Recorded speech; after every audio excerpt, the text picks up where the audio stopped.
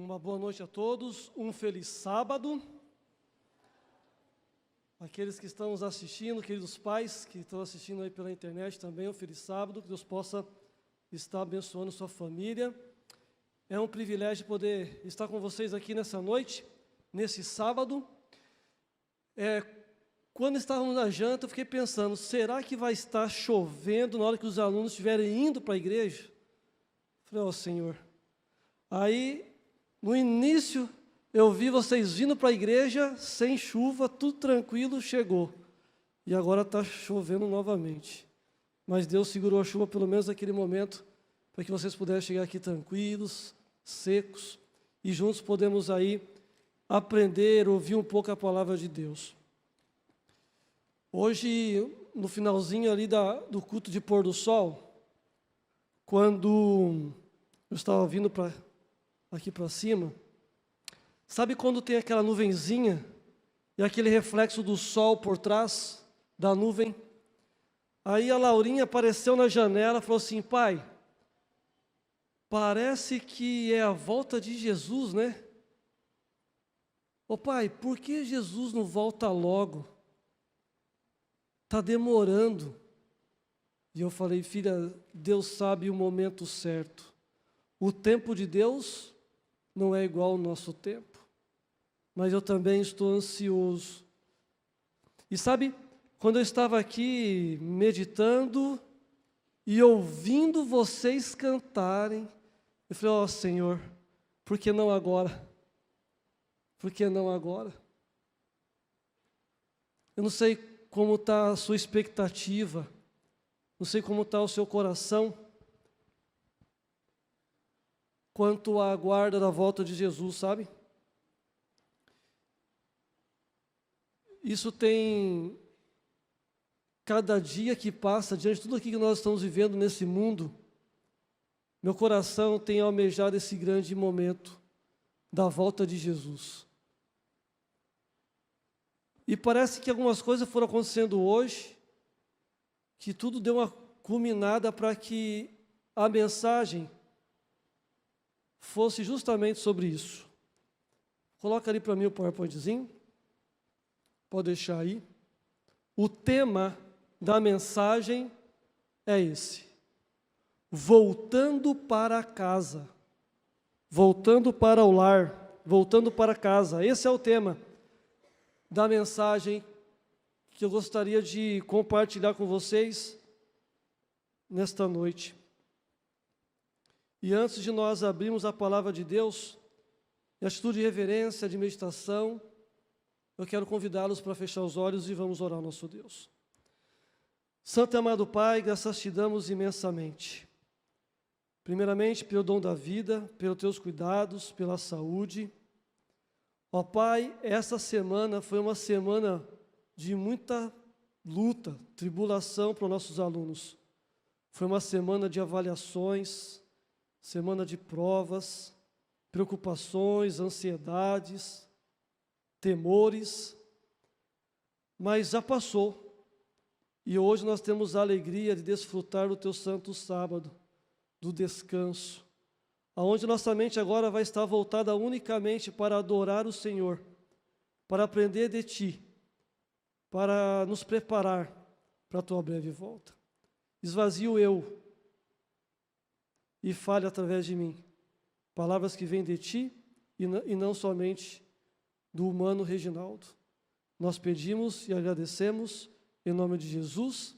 Amém. Abra a sua Bíblia. Eu quero desafiá-los, amém, para quem trouxe a Bíblia. Dá vontade de fazer uma enquete aqui, né? Só para provocar vocês, vai. Vamos lá. Quantos trouxeram a Bíblia? Levanta. Amém. Amém. Está aí o desafio. Não venha para a igreja sem a sua Bíblia. Traga a Bíblia. É muito bom e muito gostoso quando nós pedimos para abrir a Bíblia e a folha é muito bom. Então, abra a sua Bíblia agora no livro de Êxodo. Nós vamos trabalhar, nós vamos estudar nessa noite como entender esse propósito de voltar para o lar e que condições o povo de Israel estava, Primeiro, qual é o propósito de Deus quando estabeleceu o povo de Israel? Qual é a condição do povo de Israel no Antigo Testamento? Vamos reportar para nós hoje e vamos trabalhar aí o assunto para nós voltarmos para o lar dentro da perspectiva bíblica. Êxodo, capítulo 19, de 1 ao 6. Êxodo 19, de 1 a 6. Vamos lá. No dia em que se completaram 3 meses que os israelitas haviam saído do Egito, chegaram ao deserto do Sinai. Depois de saírem de Refidim, entraram no deserto do Sinai, e Israel acampou ali, diante do monte. Logo Moisés subiu o monte para encontrar-se com Deus, e o Senhor o chamou do monte, dizendo: diga o seguinte aos descendentes de Jacó, e declare aos israelitas: vocês viram o que fiz ao Egito, e como transportei sobre as asas de águias, e os trouxe para junto de mim. Agora, se me obedecerem fielmente, e guardarem a minha aliança, vocês serão o meu tesouro pessoal entre todas as nações. Olha, embora toda a terra seja minha, vocês serão para mim um reino de sacerdotes e uma nação santa. Essas são as palavras que você dirá aos israelitas.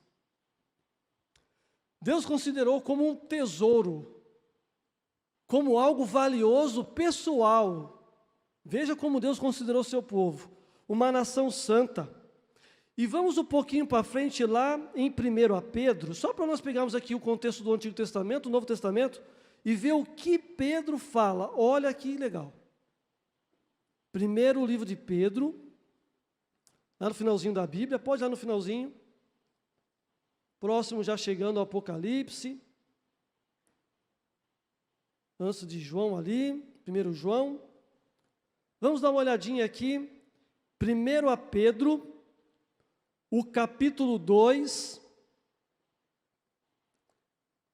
1 Pedro, capítulo 2, versículo 9. Olha lá.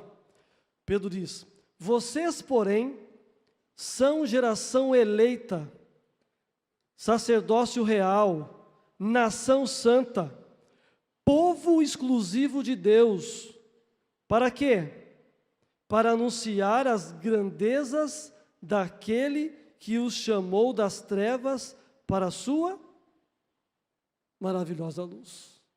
Mais uma vez, Pedro agora aqui fala: vocês são o quê? Um povo seleto, uma nação santa, um povo escolhido. E vamos agora entrar na proposta de entender o que aconteceu com esse povo lá no Antigo Testamento, que Deus veio trabalhando e que, infelizmente, por algumas escolhas, acabaram comprometendo a realização desse sonho, desse plano original de Deus. Abra sua Bíblia no livro de Jeremias, continue ali no livro de Jeremias, profeta Jeremias. Jeremias, o capítulo 10. Não era fácil aos profetas a responsabilidade que eles tinham diante daquilo que Deus queria trazer a mensagem para o seu povo, daquilo que Deus tinha para trazer a mensagem para os reis, para os líderes da nação.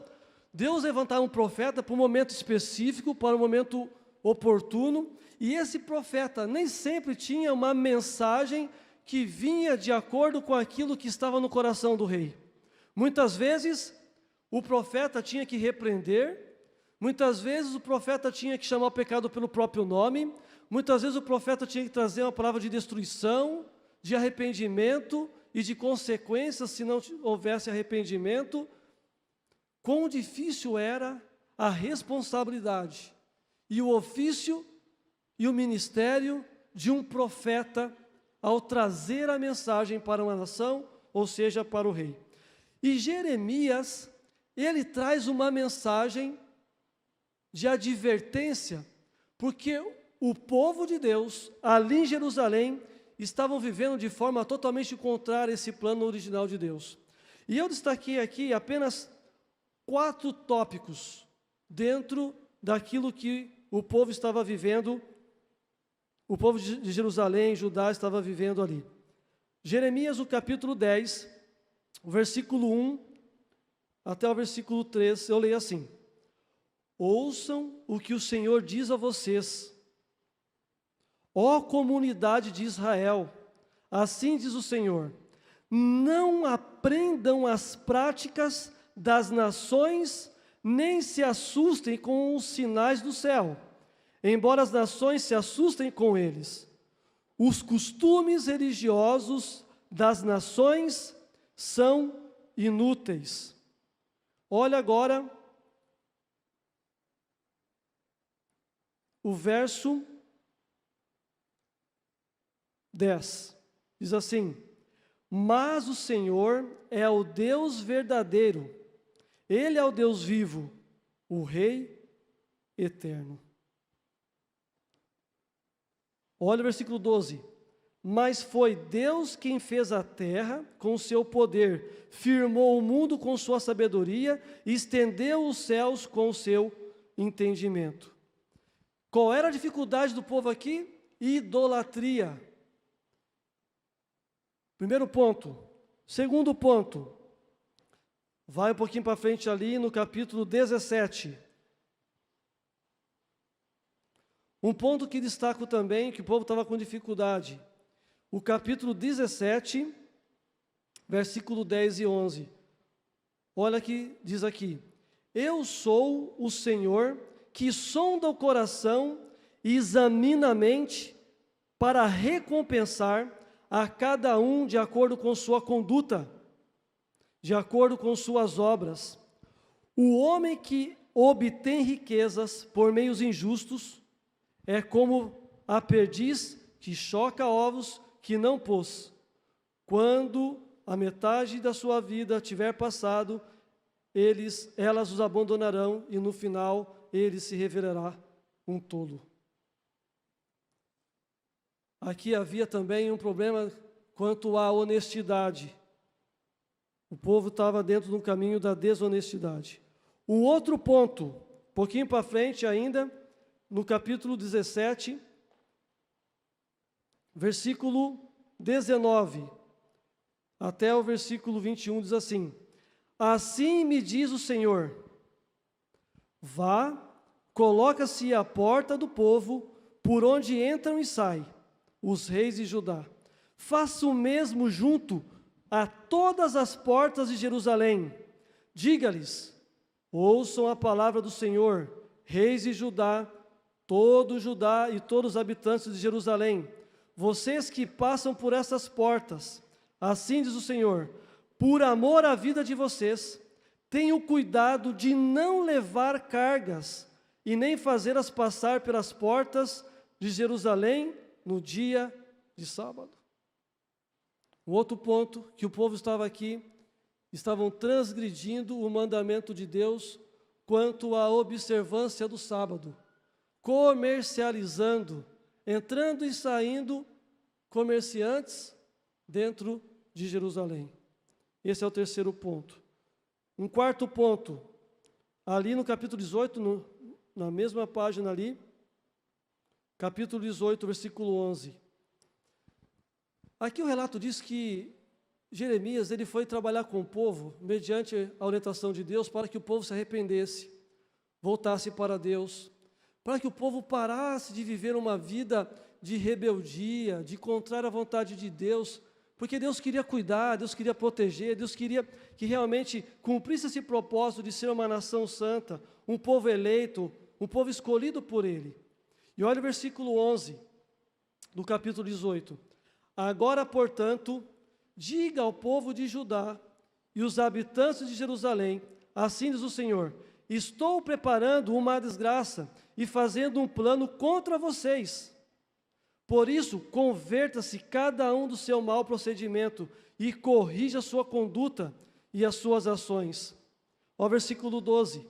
Mas eles responderam, não adianta, continuamos com nossos próprios planos, cada um de nós seguirá a rebeldia do seu coração mau. O povo diz, não adianta, nós continuaremos com o coração mau. Nós não queremos isso para nós. Versículo 15 diz assim, contudo, o meu povo esqueceu-se de mim, queimaram incenso a ídolos inúteis, que os fossem tropeçar em seus caminhos e nas antigas veredas, para que andem em desvios em estradas não aterradas. A gente percebe aqui Deus lutando, o profeta advertindo, orientando o povo, mas o povo endureceu o seu coração. E agora, vamos ali agora para o livro de Daniel. E vamos tirar algumas lições do livro de Daniel, porque é nesse contexto agora que a gente vai conseguir entender um pouquinho o que acontece com essa nação, com esse povo, o que acontece com ele mediante essa rebeldia declarada contra Deus. Agora Daniel capítulo 1 vai nos abrir um pouco para entender esse contexto. Daniel capítulo 1, versículo 1, eu leio. No terceiro ano do reinado de Joaquim, rei de Judá, Nabucodonosor, rei da Babilônia, veio a Jerusalém e a sitiou. Muito bem, quem agora sitiou e levou cativo o povo de Jerusalém para a Babilônia? Quem? Quem foi? Nabucodonosor. Olha o versículo 2.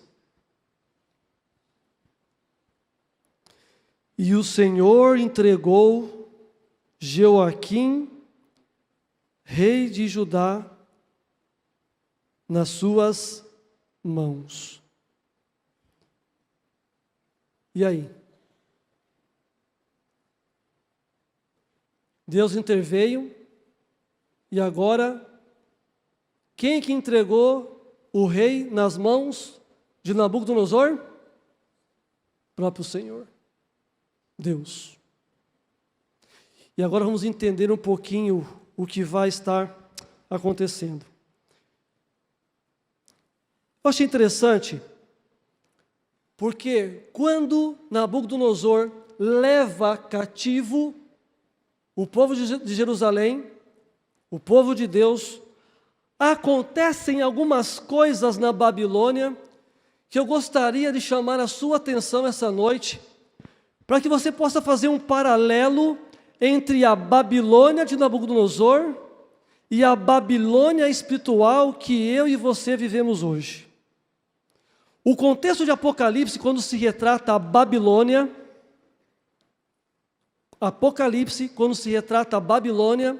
ela se retrata a Babilônia espiritual no mundo em que nós vivemos, espiritualmente falando. E eu achei interessante a correlação, e olha, dá uma olhadinha nesse texto de Ellen White. Seguindo o costume da época, Nabucodonosor, então, ele ordenou que jovens fossem preparados para assistirem no palácio do rei e deveriam aprender as ciências dos caldeus para adotarem os elementos pagãos mesclado nessa cultura. Cultura de quem? Da Babilônia. Esse período preparatório duraria quantos anos? 3 anos. E no final dele seria feito um teste para saber quem estaria apto a assistir no Palácio Real. Esse foi então um desafio cultural, pois os jovens hebreus foram induzidos a adotar elementos da cultura babilônica, que certamente contrariavam os princípios da religião hebraica que eles praticavam. Queridos, eu quero a sua atenção agora para esse relato. Nós vamos perceber que as artimanhas de Satanás são as mesmas. Satanás, ele não é criativo. Mas muitas vezes nós tomamos a decisão de nos tampar os olhos, ou então assim, eu decido não querer isto para mim. Assim como o povo, antes de ir para a Babilônia, declaradamente falou assim, nós não queremos isso. Nós queremos continuar praticando o mal e acabou. E como nação, nós estamos correndo o risco de falar, viver semelhantemente o povo, lá do Antigo Testamento. E a Babilônia de Nabucodonosor, e a Babilônia espiritual hoje, vai nos ensinar muito para nos preparar para voltar para casa.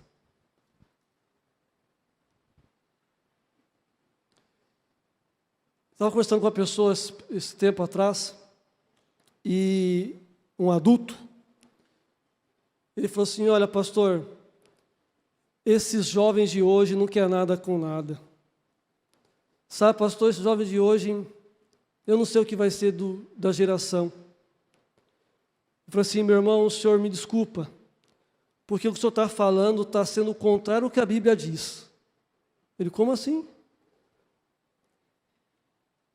Porque a Bíblia não fala isso dos nossos jovens. A Bíblia não fala isso dos idosos.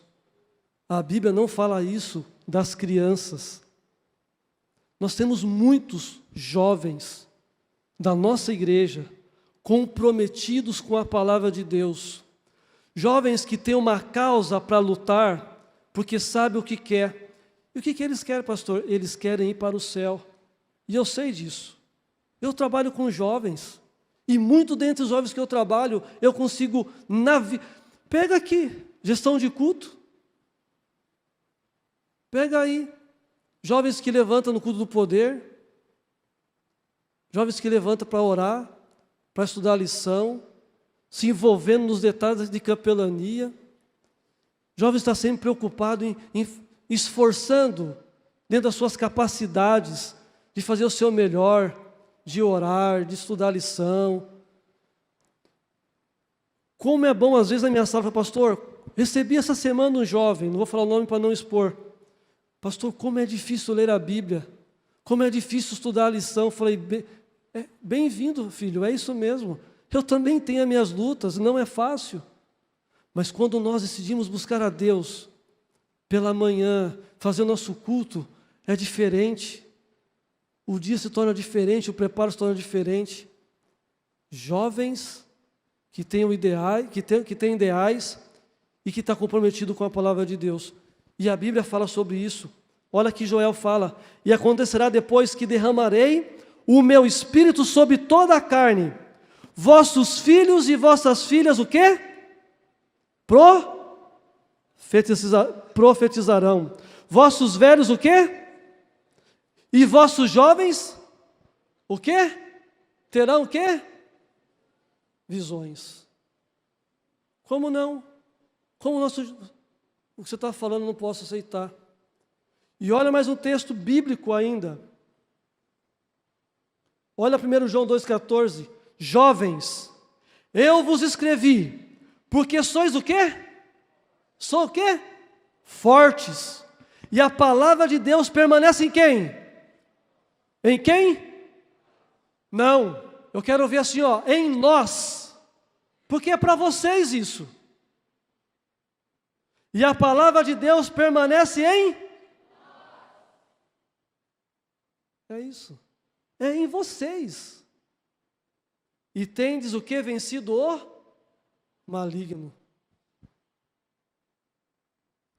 Uma geração que se levanta, mas uma geração que se levanta que não vai se contaminar com a cultura, com as iguarias do rei, que eu vou ler mais para frente, com os costumes da Babilônia, que tem tentado cada vez mais querer contaminar, contagiar, perverter, atrapalhar o plano original de Deus. Vocês percebem que nós estamos vendo um conflito claramente, nitidamente entre o bem e o mal, e muitas vezes nós não percebemos. A estratégia é a mesma.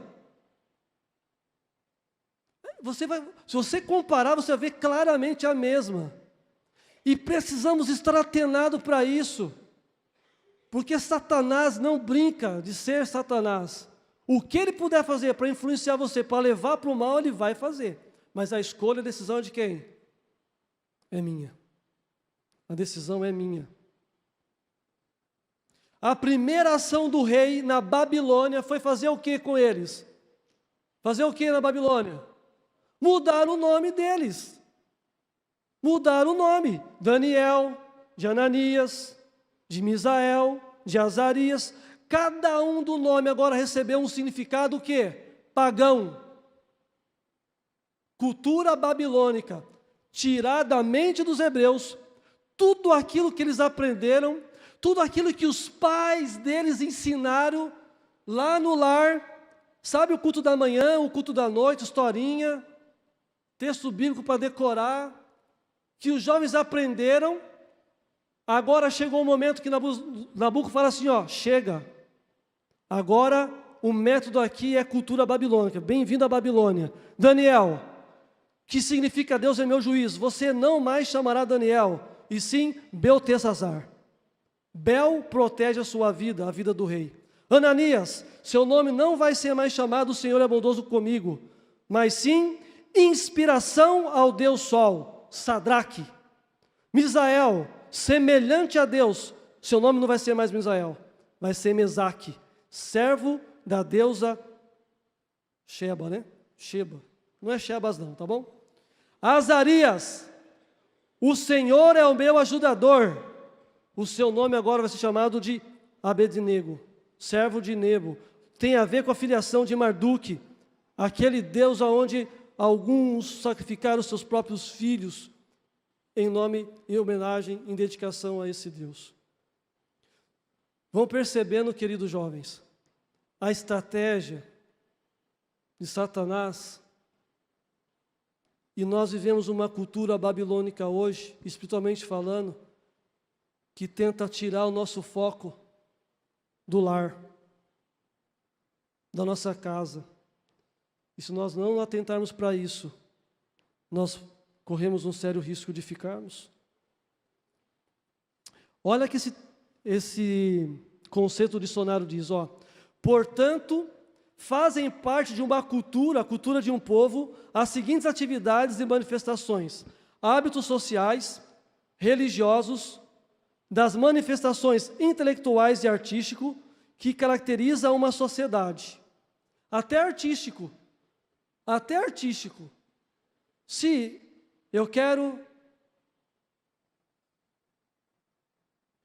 divulgar, se eu quero manifestar qualquer arte, você vai definir que tipo de arte você vai querer impor.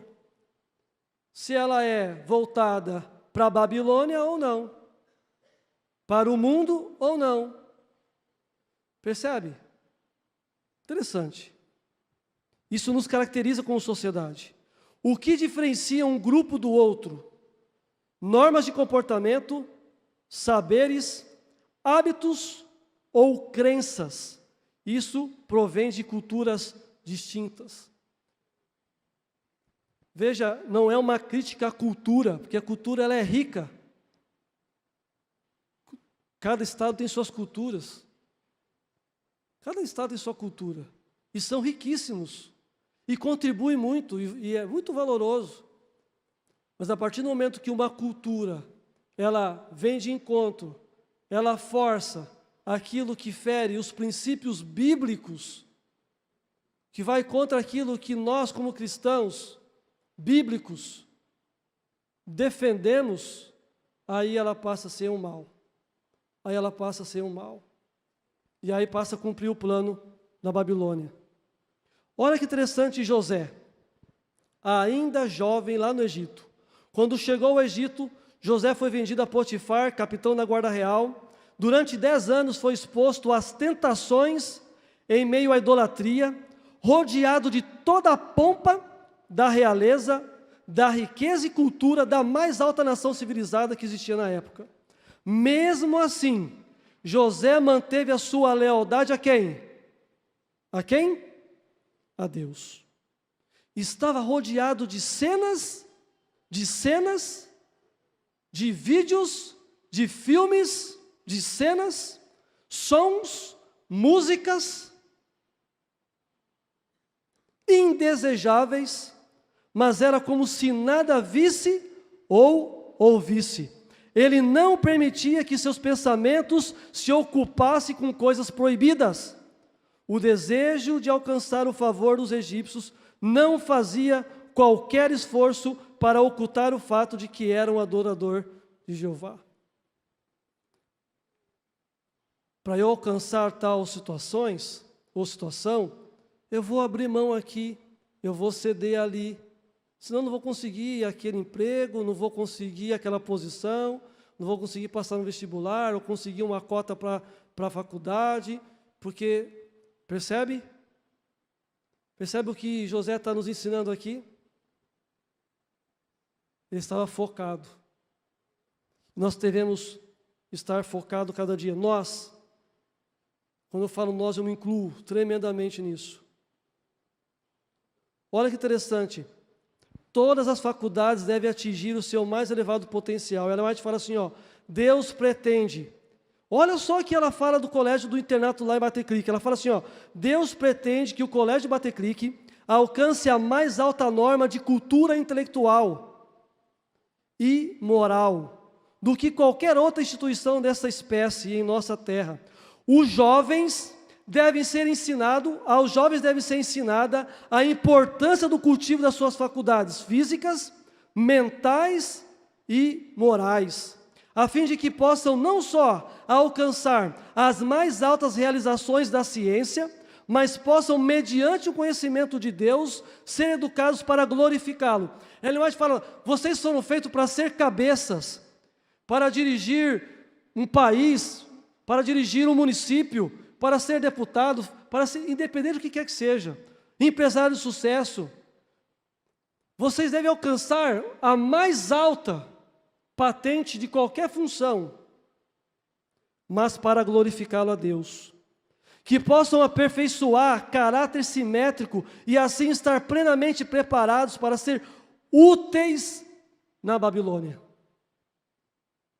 Para ser úteis no mundo. E alcançar uma aptidão moral para a vida imortal, que é a eternidade. Queridos, se nós nesse mundo alcançarmos o sucesso que esse mundo tem a oferecer, riquezas, status, bens, posições, estar bem com todos, ficar por cima de tudo, que Deus não aprova, e perder o céu, foi tudo em vão. É tudo em vão. Como diz Salomão, é correr atrás do vento. A segunda ação do rei foi clara, um banquete para jovens, adolescentes, na flor da idade, que eu fico imaginando quando está trabalhando, volta do trabalho faminto, imagina, atrasa a refeição para ver. O estômago já está nas costas, né?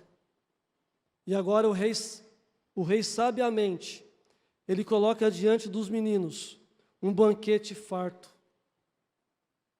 com uma comida irrecusável aos olhos humanos. E Daniel, capítulo 1, versículo 8, diz que Daniel, contudo, decidiu não se tornar impuro com a comida e com o vinho do rei, e pediu ao chefe oficiais a permissão para se abster deles. Seus amigos entenderam que aquele alimento não era propício. E Ellen White fala que os reis e príncipes das nações pagãs geralmente eram os sumos sacerdotes da sua religião, e com frequência o alimento que iam usar era primeiramente oferecido em sacrifício aos ídolos, e derramado em libação perante esses uma parte do vinho que usavam. Além disso, certas carnes consumidas pelos caldeus tinha sido declarada imunda perante a lei judaica. E se você quer ver quais alimentos é esse, está lá, Levíticos capítulo 11, algumas orientações de Deus quanto à alimentação. Por qualquer desses motivos, Daniel não poderia ser coerente com a sua religião e servir-se desses artigos. Por isso, respeitosamente, fez seu pedido ao funcionário adequado, que por escrúpulo religioso permitisse evitar contaminar-se. Eu coloquei aqui essa palavra respeitosamente em vermelho, porque eu quero fazer um desafio para vocês. Sabe quando alguém testa a sua fé, ou alguém fala assim, vamos por esse caminho, e você às vezes sente vergonha, porque se você falar não, é coisa de careta, é coisa de quadrado, é coisa de antigo, é coisa que está por fora da moda, porque está todo mundo fazendo, porque você também não faz. No contexto como esse, usa esse exemplo de Daniel. Respeitosamente, saia com classe. Fala assim, olha, eu lamento muito, mas eu não posso participar disso. Eu sirvo um Deus. Esse Deus me ensinou isso. Se você quiser ir nessa direção, boa sorte. Não é para mim isso. Isso para mim não serve. Estou fora. E sai. Porque se falarem mal de ti pelas costas, deixa falar. O tempo vai dizer, o tempo é que vai trazer os resultados disso. O que vai ser de você, o que vai ser dele, ou dela. Eu gostei dessa palavra respeitosamente, porque a gente não precisa ser grosso, não precisa ser mal educado, não precisa dar um mau testemunho, porque até respeitando você dará um bom testemunho, e pode ser que até a pessoa deixe de fazer aquilo que desagrada o Senhor. Mas a proposta é que nós possamos agradar o Senhor. E sabe, eu vou dizer uma coisa para vocês. Algumas vezes aconteceu isso. Algumas vezes. Sabe quando você vai comprar grande quantidade, ou abastecer muitas vezes, o caixa fala assim, você quer no valor da nota?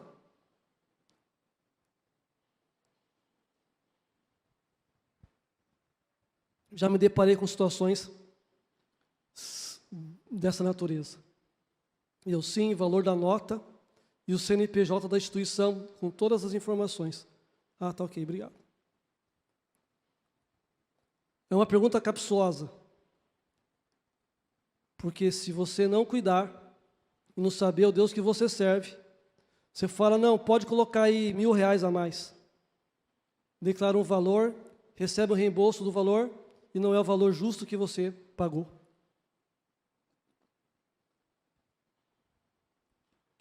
A Babilônia espiritual, ela vai fazer de tudo para você não ir para o lar. E o inimigo, ele não brinca.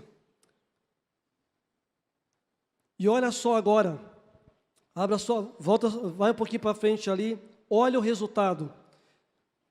Olha o resultado no versículo 17 do capítulo 1 de Daniel. Nós vamos ver algumas lições aqui assim que, sabe assim, é algo tremendo. Você fala, não é possível isso acontecer. E outras coisas mais. Diz assim no versículo 17. A esses quatro jovens, Deus deu sabedoria e inteligência para conhecerem todos os aspectos da cultura e da ciência. E Daniel, além disso, sabia interpretar todo tipo de visões e sonhos. Ao final do tempo estabelecido pelo rei, para que os jovens fossem trazidos à sua presença, o chefe dos oficiais os apresentou a Nabucodonosor. O rei conversou com eles e não encontrou ninguém comparável com Daniel, Ananias, Misael e Azarias, de modo que eles passaram a servir o rei. O rei lhes fez perguntas sobre todos os assuntos que exigiam sabedoria e conhecimento, e descobriu que eram 10 vezes mais sábios do que todos os magos e encantadores de todo o seu reino. Amém? Olha que coisa tremenda! Quando nós nos colocamos nas mãos de Deus, é Ele que vai fazer as coisas acontecer. É Ele e no tempo dEle e no jeito dEle. E nós precisamos ter fé quando parece que Ele está demorando em atender aquilo que você pensa que podia ser mais cedo. Fé, dependência e confiança nele. Precisamos. Rapidamente, uma terceira ação do rei. Agora o rei levanta uma grande estátua. Vocês conhecem isso, está no capítulo 3. Uma estátua que ele se dizia o Todo-Poderoso de todas as nações. Convocou todas as nações, todos os impérios, todos os poderosos, todos os líderes. E agora vocês terão que se curvar, se ajoelhar e prestar ou prostrar culto diante da estátua. E eu vou tocar o instrumento, e depois que o instrumento for tocado, vocês devem o quê? Se ajoelhar e adorar a estátua. Olha o que Ellen White fala. Entre os filhos de Israel que foram levados cativos para a Babilônia, no início dos 70 anos de cativeiro, havia cristãos patriotas, homens que eram tão fiéis ao princípio como o quê? Pode falar. Fala. Cadê o aço? Cadê o aço? Agora eu estou autorizando vocês a falar isso. Sabe por quê? Esse é o princípio do aço. O desafio do aço, para futuros alunos terceiraço, esse é o princípio do aço. O princípio do aço é homens e mulheres tão fiéis aos princípios como aço. Fiéis aos princípios. E que não deixariam corromper pelo egoísmo, mas honraria a Deus com prejuízo de tudo para si. Mesmo que for prejuízo para mim, se é para honrar a Deus, estou disposto. Abnegação, renúncia, tratar bem as pessoas. Na terra de seu cativeiro, esses homens deviam levar avante o propósito de Deus, de dar às nações pagãs as bênçãos que vêm pelo conhecimento de Jeová. Esse era o propósito. Deus é tremendo. Bom, se o povo lá em Jerusalém não conseguiu ser fiel a mim, se lá foi com dificuldade, mesmo com cuidados, eu provendo alimento, eu provendo condições, dando tudo para eles se colocaram à disposição contrária à minha vontade, vou levar para a Babilônia, e lá na Babilônia eles vão testemunhar, lá eles vão realmente, porque na crise, na hora que aperta, na hora que vem terremoto, na hora que vem catástrofes naturais, na hora que estoura uma guerra, na hora que vem uma perseguição, aí vai mostrar de que lado você está. Aí, ai meu Deus, porque até então, deixa a vida me levar, deixa que está legal. Deviam eles ser seus representantes, jamais deviam comprometer-se com idólatras. Sua fé e seu nome como adoradores do Deus vivo deveriam ser levados como alta honra. E isto eles fizeram. Na prosperidade e na adversidade, honraram a Deus e Deus os honrou eles. Percebe? Quando tudo está bem, louva a Deus, agradece a Deus. Quando tudo está mal, continue louvando a Deus e agradecendo a Deus. Ele sabe todas as coisas.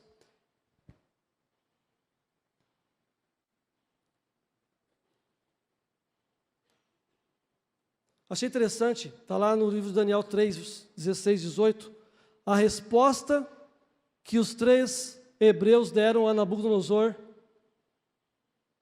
quanto à ameaça de jogá-los na fornalha ardente. Responderam ao rei o seguinte: ó Nabucodonosor, não precisamos defender-nos diante de ti. Olha, se formos atirados na fornalha em chamas, o Deus a quem prestamos culto pode livrar-nos, e Ele nos livrará das suas mãos, ó rei.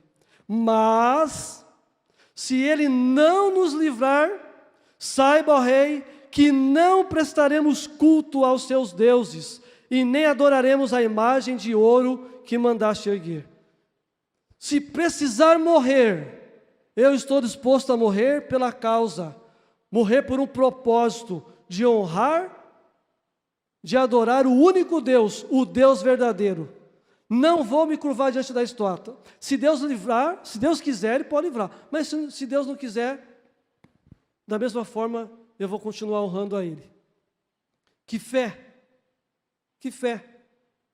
Muitos cristãos no passado, em perseguições, foram mortos, decapitados, queimados. Foram. Muitos cristãos, no tempo do futuro, serão perseguidos, serão mortos. Mas aqui Deus tinha um propósito.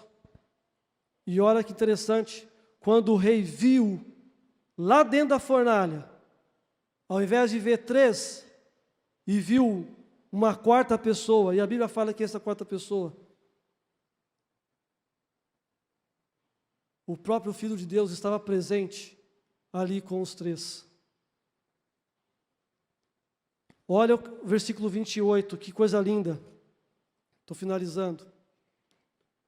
28 diz assim: disse então Nabucodonosor: louvado seja o Deus de Sadraque, Mesaque e Abidnego, que enviou o seu anjo e livrou os seus servos. Eles confiaram nele, desafiaram a ordem do rei, preferindo abrir mão de sua vida e prestar culto e adorar a outro Deus que não fosse o seu próprio Deus. Por isso eu decreto que todo homem de qualquer povo, nação, língua, que disser alguma coisa contra o Deus de Sadraque, Mesaque e Abidnego, sejam despedaçados, e sua casa seja transformada em um monte de entulho, pois nem o outro Deus é capaz de livrar alguém dessa maneira. Então o rei promoveu Sadraque, Mesaque e Abidnego na província da Babilônia. Tremendo. Que testemunho. Não precisamos entrar numa fornalha literalmente, mas se formos ameaçados por qualquer situação de nossas decisões como cristãos, Jesus garante que estará ao nosso lado. Jesus garante que estará ao nosso lado.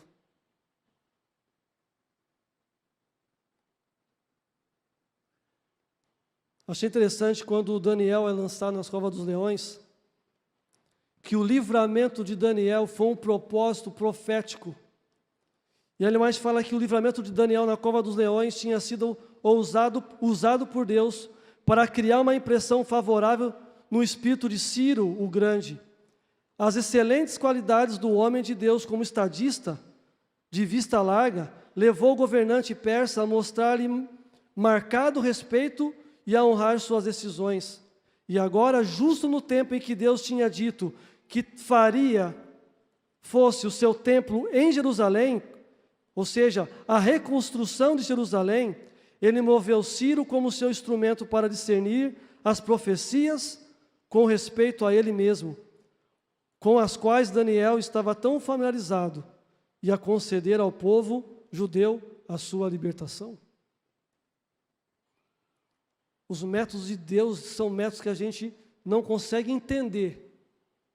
Mas se confiarmos e aceitar, nós vamos ver maravilhas na nossa vida e na nossa geração.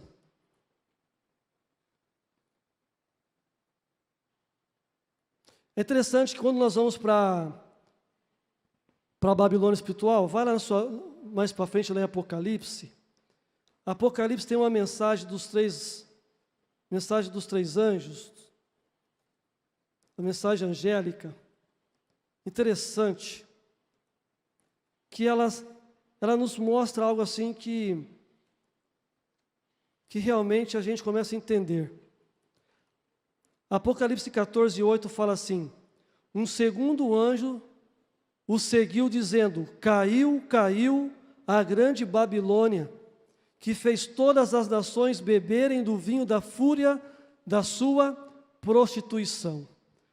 Queridos, esse termo vinho da fúria, prostituição, é todos aqueles que perverteram, que mudaram, que adulteraram, que modificaram a palavra de Deus e os seus mandamentos.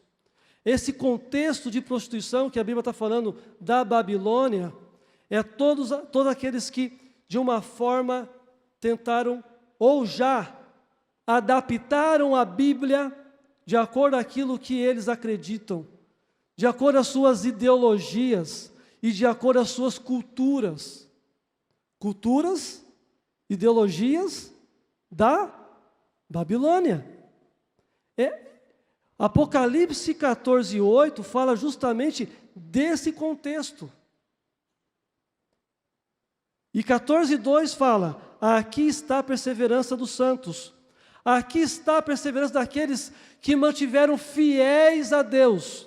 Aqueles que continuaram obedecendo os seus mandamentos. Agora nós começamos a separar aqueles que estarão indo para o lar e aqueles que estarão ficando e será destruída na Babilônia espiritual, que é este mundo. Olha mais um texto interessante, Apocalipse 18, um pouquinho para frente. 1, 2 e 5. Depois disso vi outro anjo que descia dos céus, tinha grande autoridade e a terra foi iluminada por seu esplendor. E ele bradou com voz poderosa: caiu, caiu agora a grande Babilônia. Ela se tornou habitação de demônios e antro de todo espírito imundo, antro de toda ave impura e detestável. Versículo 5: pois os pecados da Babilônia acumularam-se até o céu, e Deus se lembrou dos seus crimes. Agora a gente consegue entender claramente o que acontecerá agora com a Babilônia espiritual. Deus vai levar para si os santos, os seus filhos, aqueles que guardam os seus mandamentos e permanecem fiel a Jesus. E aí nós voltaremos para o lar.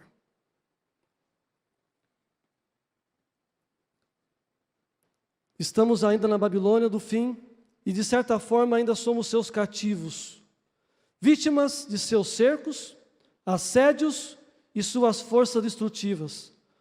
Nosso desafio, por um lado, é não nos sentirmos em casa e moldar-nos às tendências culturais deste mundo, que são contrárias aos princípios estabelecidos por Deus. Queridos jovens, nessa noite eu quero fazer um apelo especial para você. Eu não sei quantos aqui nessa noite precisa consagrar o seu celular. Eu não sei.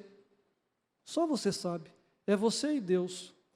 A salvação ela é muito pessoal. A salvação ela é muito íntima. É algo muito entre eu e Deus, sabe? E eu não sei se de repente aqui tem algum jovem assim: eu preciso consagrar meu celular. As músicas que eu estou ouvindo são músicas da Babilônia. E eu quero me distanciar disso. Os vídeos, os filmes que eu estou assistindo têm me distanciado do lar. E se eu continuar nesse caminho, eu vou deixar de ir para o lar. Eu não sei se os livros que você está lendo são livros que é inserido dentro de cultura da Babilônia.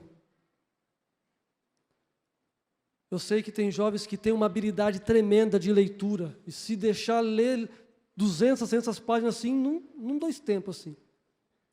Esses livros que vocês estão lendo, agrada o Senhor? Ele é livros que vai te aproximar-se de Deus, ou vai distanciar você da casa? Nós vamos ouvir uma mensagem muito especial agora. E o apelo é muito ao seu coração. Se nessa noite você falar assim, ó, é você e Deus, eu tenho algo que só eu sei, e eu quero entregar, eu quero consagrar ao Senhor, eu quero convidar você, em meditação, em reflexão, enquanto a Grazi canta, vem aqui à frente.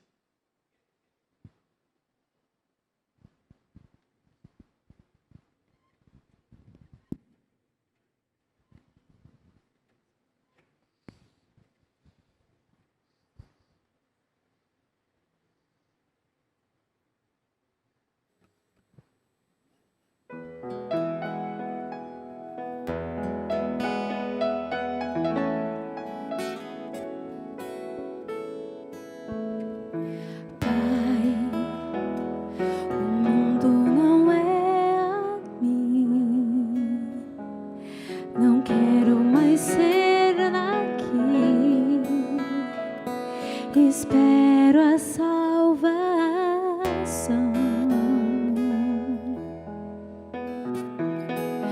Pai, cansada estou de ver pessoas sem esperança que não querem o Senhor.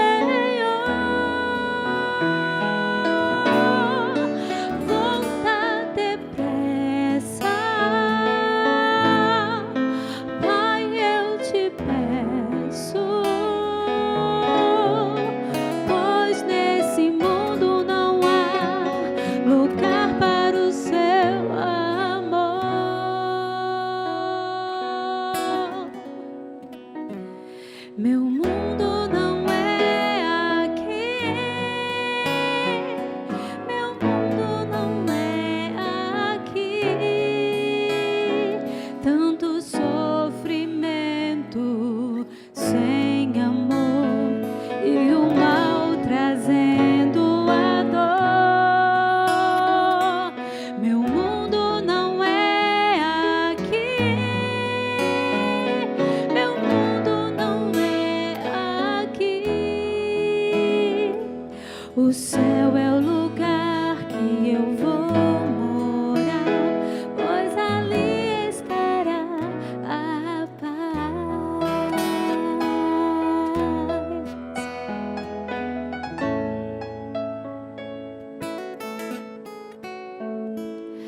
Pai, quando te ver aqui, minha alma eu te aceitei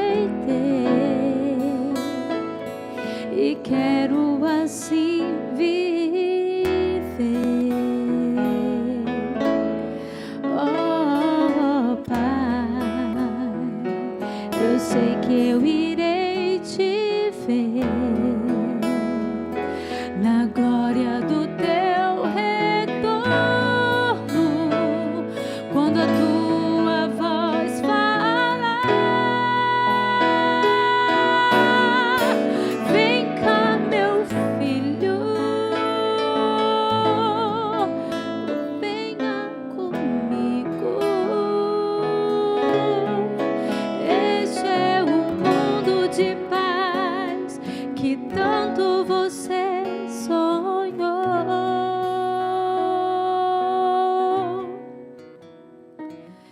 Meu mundo não é aqui,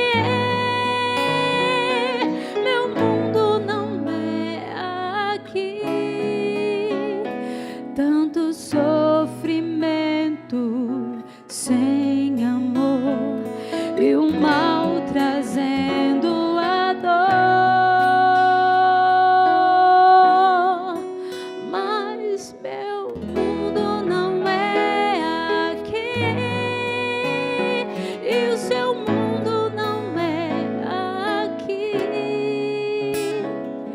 O céu é o lugar que eu vou morar, pois ali estará a paz.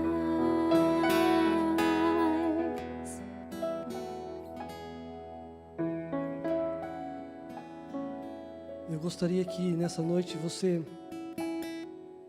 põe a imagem para mim. Eu gostaria que ele saísse daqui com essa visão. A visão do que está sendo preparado para mim, para você.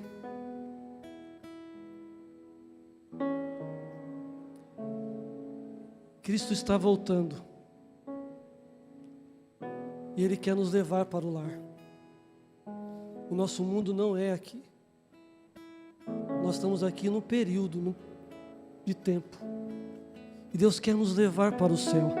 E sabe, quando eu olho Jesus assim, nessas imagens, ela é limitada, porque vai ser muito, centuplicadas vezes mais do que isso. Mas eu quero que você saia daqui essa noite com essa imagem, mas que você se incluísse, né, nesse momento, que nós nos possamos incluir nesse momento, olhando para o céu e podendo ver Jesus voltando, e nós chorando de alegria, porque o Pai vai nos abraçar. E é para lá que nós vamos, para o lar, para o céu. Que nessa noite nós possamos sair daqui renovados, com o coração limpo. E você vai ser tentado a chegar no seu quarto e não consagrar o que tem que consagrar. O seu coração vai sair daqui consagrado essa noite. Porque Deus, Ele tem poder, e Cristo está no santuário celestial intercedendo por nós justamente para limpar. Pai, agora não existe mais pecado na vida do pastor Reginaldo, porque ele já arrependeu, pediu perdão e agora é uma nova página. Amanhã é outro dia. E assim é a nossa luta diária. Eu louvo a Deus pela vida de cada um de vocês. Que Deus possa abençoá-los. E a minha maior alegria, e eu quero me comprometer, nos esforçando cada dia, para chegar lá e eu perguntar, eu quero todos os alunos do IAESC. Não vai ser debaixo da árvore da vida, porque vai ter muita gente lá. Mas no lago, bem especial, todos nós estaremos lá. E vamos lembrar de boas memórias, de tudo aquilo que Deus fez por nós, aqui nessa terra, e nos preparou para esse grande reencontro. Feche os seus olhos e vamos orar. Bondoso Pai, graças te damos imensamente, porque tudo que nós ouvimos aqui só foi possível porque o Teu Santo Espírito pôde mover corações. Através do Teu Santo Espírito, nós conseguimos tomar decisões de renunciar muitas coisas, de entregar muita coisa ao Senhor. E o principal, querido Deus, está sendo entregue agora, que é o nosso coração, para que o Senhor possa fazer morada nele e fazermos novas criaturas do Senhor. Queremos preparar a cada dia, assim como essas imagens, poder olhar para o céu e contemplar a sua vinda a este mundo para nos buscar e para morar contigo por toda a eternidade e viver ao seu lado e desfrutar de tudo aquilo que o Senhor já preparou para nós. Nós vamos sair agora. E vamos também para a praça conversar um pouquinho. E nosso desafio é que na praça, ao conversar com nossos amigos, nós possamos falar um pouco daquilo que nós almejamos no céu, como vai ser o céu. Que conversas ali possam ser conversa aprovada por Ti, distanciando aquilo que é a influência da Babilônia, e nos aproximarmos cada vez mais da atmosfera celestial que o Senhor colocará em cada um dos nossos corações. Nos despede em paz. E que Teu Santo Bom Espírito possa nos acompanhar, nossos alunos, aos seus quartos, a nós, nossos lares, e que nós possamos a cada dia nos comprometer a nos preparar para ser fiéis ao Senhor, guardar seus mandamentos e fazer a Tua vontade a cada dia.